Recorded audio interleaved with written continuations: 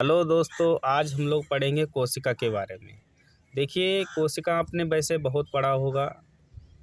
क्या कार्य होते हैं इसके, कोशिकांग कौन कौन से होते हैं, कोशिका के अंग कौन कौन से होते हैं। तो आज हम लोग फिर से कोशिका के बारे में डिटेल से पढ़ लेते हैं। तो देखिए, कोशिका को अंग्रेजी में कहा जाता है सेल। कोशिका को अंग्रेजी में क्या कहते हैं? सेल कहते हैं। समझ गए ना? तो सेल के बारे में डिटेल से पढ़ते हैं, समझते हैं क्या होती है कोशिका। देखिए, जीवों की संरचनात्मक एवं क्रियात्मक इकाई होती है, उसे कहा जाता है कोशिका। देखिए यहाँ पर लिखेंगे थोड़ा सा, जीवों की संरचनात्मक एवं क्रियात्मक इकाई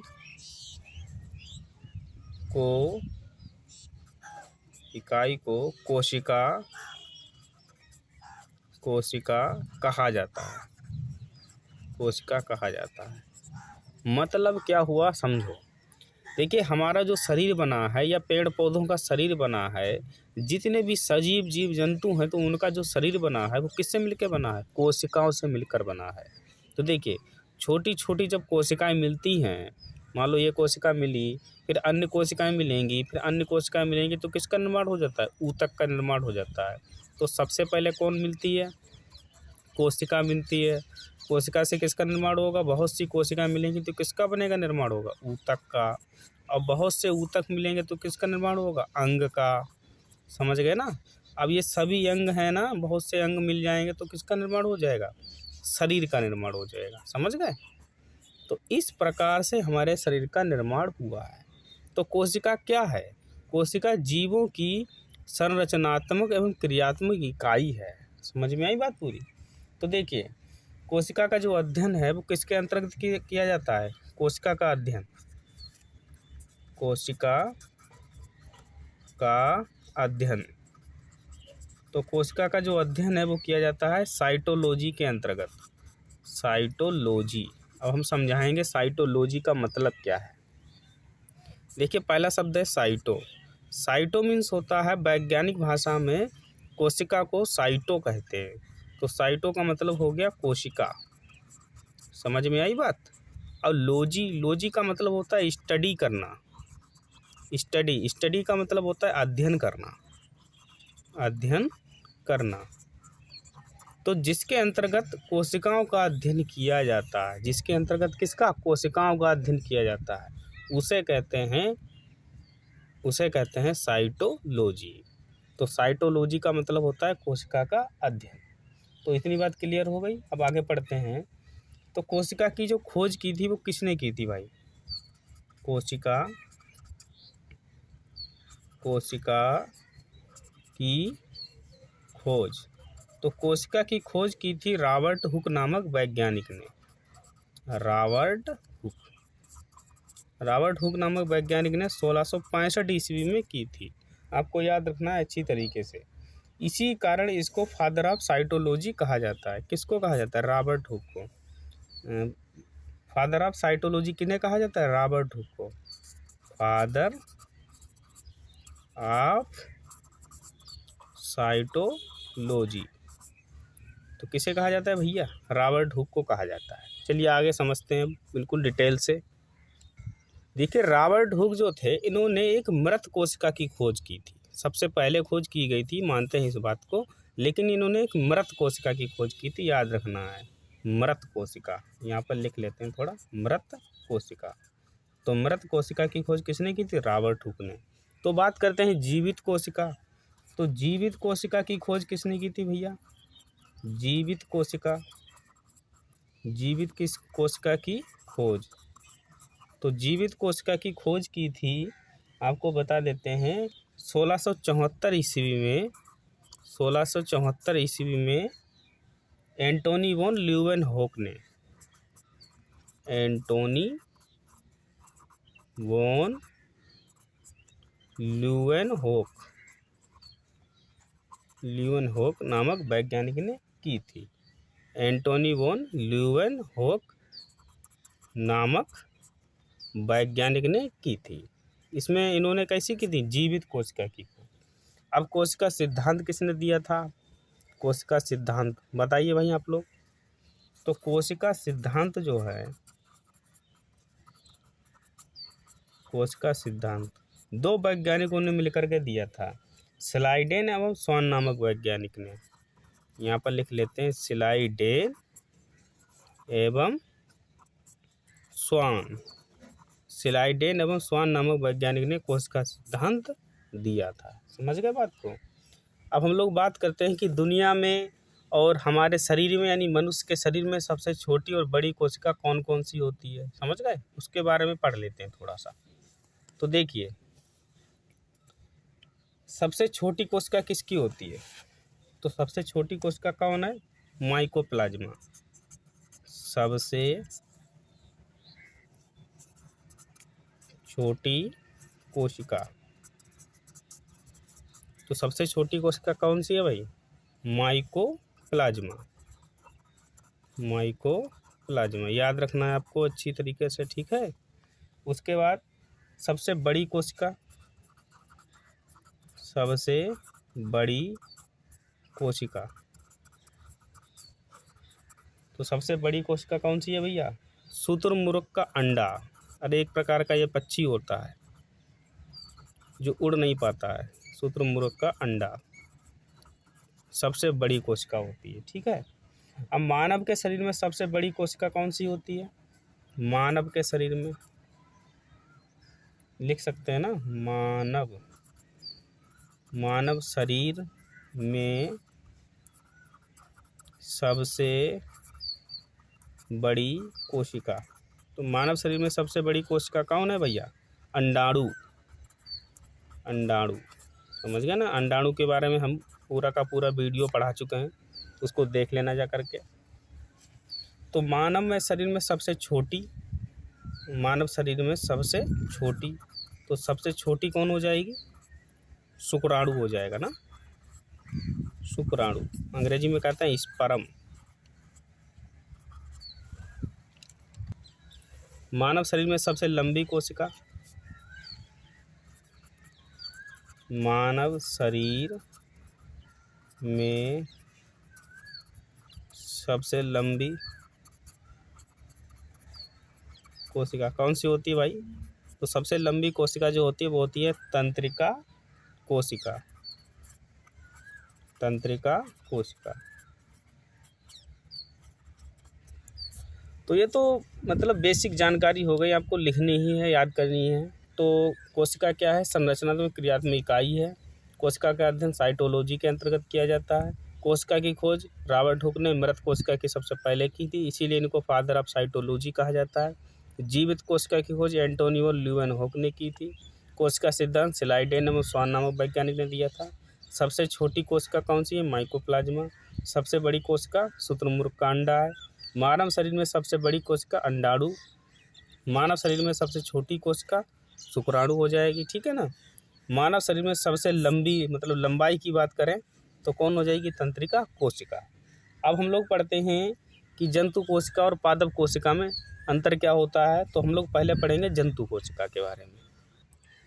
तो देखिए, जंतु कोशिका जो होती है, जंतु कोशिका वो गोल होती है, याद रखना है आपको, कैसी होगी भैया, गोल होती है। और जो पादप कोशिका होती है, पादप कोशिका का मतलब पेड़ पौधों की कोशिका, वो कैसी होती है, चौकोर होती है, थोड़ा सा ऐसे करके, ऐसे चौकोर होती है, चौकोर होती है, ठीक है ना। जंतु कोशिका में सिर्फ एक झिल्ली पाई जाती है और पादप कोशिका में दो प्रकार की झिल्ली पाई जाती हैं, जिसको कहते हैं कोशिका भित्ति, उसको अंग्रेजी में कहते हैं सेल वॉल। इसमें सेल वॉल पाई जाती है, याद रखना है आपको। और इसमें सिर्फ क्या पाई जाती है, सेल मेम्ब्रेन पाई जाती है, सेल मेम्ब्रेन, सेल मेम्ब्रेन पाई जाती है। इसमें सिर्फ एक ही झिल्ली होती है और इसमें डबल होती हैं, समझ गए, इतना तो अंतर होता है। बाकी सभी कोशिकांग सेम होते हैं, थोड़ा सा अंतर और होता है, वो हम डिटेल में आपको समझाएंगे। तो देखिए, जंतु कोशिका में पहले पढ़ लेते हैं। तो जंतु कोशिका में एक छोटा सा यहाँ पर केंद्रक होता है, क्या होता है भैया? केंद्रक। केंद्रक पादप कोशिका में भी होता है। यहाँ पर एक संरचना और होती है, इसको कहते हैं इंडोप्लाज्मिक रेटिकुलम। क्या कहते हैं? Endoplasmic reticulum. रेटिकुलम, ठीक है ना। उसके बाद इसमें एक संरचना और होती है नीचे की ओर, यहाँ पर एक संरचना होती है, उसे कहते हैं लाइसोसोम। लाइसोसोम याद रखना है भैया, लिखते रहो। उसके बाद इसमें चारों तरफ से माइटोकॉन्ड्रिया वगैरह होते हैं, ठीक है ना। ये क्या होते हैं भैया? माइटोकॉन्ड्रिया। माइटोकॉन्ड्रिया होते हैं, ठीक है। इसमें गाल्जी काय भी होते हैं, कहीं पर ना कहीं पर गाल्जी काय। अभी सब समझाएंगे कि इनका काम क्या है। गाल्जी काय, गाल्जी काय होते हैं, ठीक है। तो ये सब चीज़ें इसमें राइबोसोम होते हैं। यहाँ पर इंडोप्लाज्मिक, इसको कहते हैं EPR, समझ लो EPR, इंडोप्लाज्मिक रेटिकुलम। तो इसी में राइबोसोम भी होते हैं। तो हम लोग सब पढ़ेंगे। तो सबसे पहले समझते हैं कोशिका झिल्ली के बारे में। तो यहाँ पर लिखेंगे कोशिका झिल्ली। कोशिका झिल्ली, अब समझिएगा कोशिका झिल्ली के बारे में। देखिए, कोशिका झिल्ली जो है जंतु कोशिका में भी पाई जाती है और पादप कोशिका में पाई जाती है। तो यहाँ पर हम लोग लिख लेंगे, यह है जंतु कोशिका प्लस किसमें भैया? पादप कोशिका। पादप कोशिका दोनों में पाई जाती है, दोनों में पाई जाती है, याद रखना है भैया, पाई जाती है। दूसरा काम क्या है, इसका काम क्या आता है वो भी समझ लो। देखिए, आप लोग सीधा सीधा एक बात समझिएगा, ये होती कैसे है, ये क्या कार्य करती है, वो भी समझ लेते हैं। देखिए, आपने कोई बैग लिया, किताब वाला मान लो बैग लिया, ये छोटा सा, या मटके ले ली, या कुछ भी ले लो, संदूक ले लो। तो संदूक की जो बाहरी परत है लोहे की बनी है ना, तो उसके अंतर्गत, उसके भीतर बहुत सा सामान भरा हुआ है, ऐसे करके बहुत सा सामान भरा हुआ है। ये छोटा सा मटका है मान लो, और तो ये मटका की जो बाहरी परत है, तो उसको हम लोग बोल सकते हैं एक प्रकार की वो झिल्ली है। समझ गए ना, जो अंदर वाले पदार्थों की सुरक्षा करती है। तो इसी प्रकार से ये कोशिका झिल्ली होती है, जो कोशिका के अंदर पाए जाने वाले जितने भी पदार्थ होते हैं उनकी सुरक्षा करती है। तो कोशिका झिल्ली यही तो है ना। तो कोशिका झिल्ली के अंदर कौन सा पदार्थ जाएगा, कौन सा पदार्थ बाहर आएगा, उसका निर्धारण करती है। ये तो बात क्लियर हो गई, ठीक है। मतलब कोशिका के अंदर कौन सा पदार्थ अंदर जाएगा, कौन सा पदार्थ बाहर जाएगा, उसका नियंत्रण करती है। तो यहाँ पर हम लिख सकते हैं, अंदर जाने वाले पदार्थ, अंदर जाने वाले पदार्थ तथा बाहर आने वाले पदार्थों का निर्धारण करती है। कौन सी भैया? जंतु कोशिका, वो कोशिका झिल्ली करती है, ठीक है। चलिए आगे बढ़ते हैं। अब समझते हैं कोशिका भित्ति के बारे में। कोशिका भित्ति को अंग्रेजी में कहते हैं सेल वॉल। सेल वॉल, देखिए सेल वॉल जो होती है ये सिर्फ किस में पाई जाती है? केवल पेड़ पौधों में पाई जाती है, केवल पेड़ पौधों में पाई जाती है, पेड़ पौधों में। दूसरी बात है, ये काहे की बनी होती है भैया? सेलुलोज की बनी होती है, सेलुलोज की बनी होती है। ये ध्यान रखना है आपको, सेलुलोज की बनी होती है, ठीक है। बस इतनी सी बात है, इसमें ज़्यादा कुछ नहीं। अब बात करते हैं हम लोग केंद्रक की। तो केंद्रक की जो खोज थी वो किसने की थी, पता है किसी को? केंद्रक की खोज की थी भैया रॉबर्ट ब्राउन ने 1831 ईस्वी में।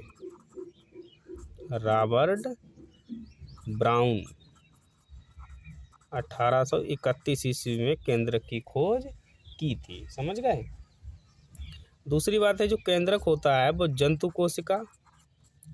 कोशिका प्लस पादप कोशिका दोनों में पाया जाता है। पादप कोशिका दोनों में पाया जाता है, ध्यान रखना है। जंतु कोशिका में भी मिलेगा केंद्रक और पादप कोशिका में भी ये केंद्रक मिलेगा। दूसरी बात ये रखना है, ये कोशिका का सबसे प्रमुख अंग होता है। यहाँ पर लिख लेंगे, कोशिका का प्रमुख अंग है। इसे कोशिका का दिमाग भी कहा जाता है। यहाँ लिख लेते हैं, कोशिका का दिमाग। कोशिका का दिमाग भैया कैसा कहते हैं? केंद्रक को कहते हैं, याद रखना है आपको, ठीक है। उसके बाद केंद्रक में डीएनए, आरएनए, गुणसूत्र पाए जाते हैं। केंद्रक में क्या क्या पाया जाता है? डीएनए मिलेगा और आरएनए मिलेगा, और क्या पाया जाएगा भैया? गुणसूत्र पाए जाते हैं, गुणसूत्र पाए जाते हैं। तो केंद्रक तो कहानी हो गई। केंद्रक में क्या क्या मिलेगा? डीएनए, आरएनए, गुणसूत्र वगैरह, ये सब चीज़ केंद्रक में ही मिलती है, ठीक है। आगे बढ़ते हैं। अब हम लोग पढ़ेंगे एंडोप्लाज्मिक रेटिकुलम। मैंने शॉर्टकट में लिख दिया था EPR, एंडोप्लाज्मिक रेटिकुलम। इसके बारे में हम लोग पढ़ते हैं, समझ गए। तो देखिए, अंतःप्रद्रव्य जालिका, इसको हिंदी में कहते हैं अंतःप्रद्रव्य जालिका, अंग्रेजी में कहते हैं एंडोप्लाज्मिक रेटिकुलम। तो ये जो होती हैं 2 प्रकार की होती हैं, समझ गए। इसकी संरचना, केंद्रक जो होता है ना, केंद्रक, उसके नीचे वाली संरचना होती है। ये देखो, ये केंद्रक है, तो उसके नीचे जो संरचना पाई जाती है उसे कहते हैं एंडोप्लाज्मिक रेटिकुलम। तो समझो, तो ये तो केंद्रक है, इसके नीचे इस टाइप की संरचना जो दिखाई दे रही है उसे कहते हैं एंडोप्लाज्मिक रेटिकुलम। तो ये जो होती है वो मेनली 2 प्रकार की होती है। कितने प्रकार की? 2 प्रकार की होती है। तो कौन कौन सी होती है? एक होती है smooth endoplasmic, smooth endoplasmic reticulum लिख सकते हैं हम लोग आगे। तो स्मूथ। एक होती है rough, ROGH, rough endoplasmic reticulum.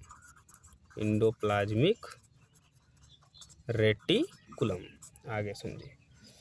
तो देखिए, ये 2 प्रकार की। स्मूथ का मतलब चिकनी, तो ये कैसी होंगी? चिकनी होंगी। चिकनी अंतःप्रद्रवी जालिका, चिकनी अंतःप्रद्रवी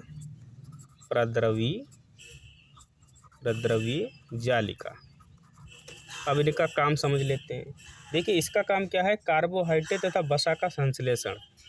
कार्बोहाइड्रेट होते हैं ना, सब पढ़ा चुके हैं आप लोगों को हम, वीडियो में देख लेना जा करके। कार्बोहाइड्रेट तथा वसा का क्या करती हैं भैया? संश्लेषण करती हैं। संश्लेषण करने में सहायता करती हैं, याद रहेगा ना। तो ये तो हो गया स्मूथ वाली। अब रफ का मतलब होता है खुरदुरी। तो खुरदुरी वाली मतलब एंडोप्लाज्मिक रेटिकुलम अंतःप्रद्रवी जालिका होती हैं। इनका काम क्या होता है? इसमें जो होते हैं ना, छोटे छोटे राइबोसोम पाए जाते हैं। इसमें क्या पाए जाते हैं भैया? राइबोसोम,